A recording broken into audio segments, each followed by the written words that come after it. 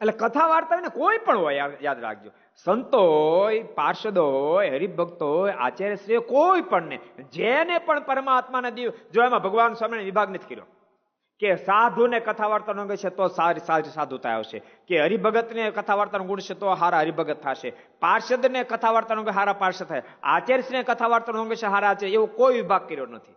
જેને પણ કથા વાર્તાનો અંગ છે એની અંદર રૂડા ગુણ આવશે.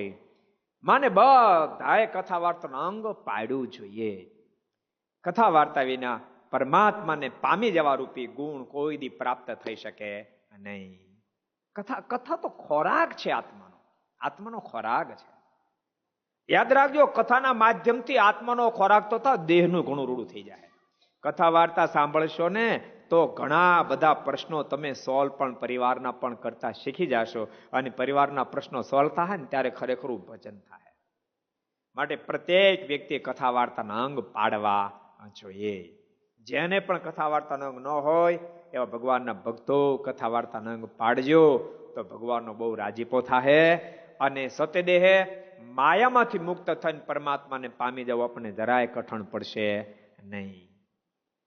નહીતર ક્યારેક ક્યારેક કેવું થાય ખબર, ગ્રસ્ત ને ગ્રસ્ત એને થોડાક રૂપિયા આવે ને પછી કથા ન ગમે, પછી કથા એટલી બધી કઠણ પડે, એટલી બધી કઠણ પડે. કારણ કે પછી આને છે ને એક તો હવારમાં ઊંઘને બગાડવી ન ગમે, સમજાય? રૂપિયા ઊંઘને એમ કે રેવા દે ને, હું તો આવી લક્ષ્મીજી એમ, પાછ તું ક્યાં ઉપડ્યો? એટલે એક તો રૂપિયા વાળાને સવાર જાગવા ન દે.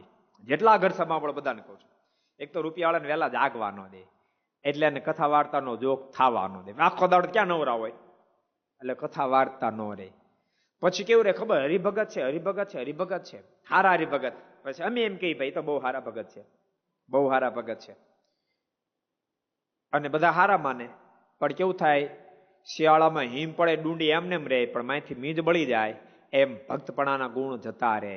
अगर ये वीडियो आपको पसंद आया हो तो लाइक करें और शेयर करना मत भूलिए. सब्सक्राइब करें सरदार कथा चैनल को और बेल आइकॉन पर क्लिक करना मत भूलिए लेटेस्ट वीडियो सबसे पहले पाने के लिए.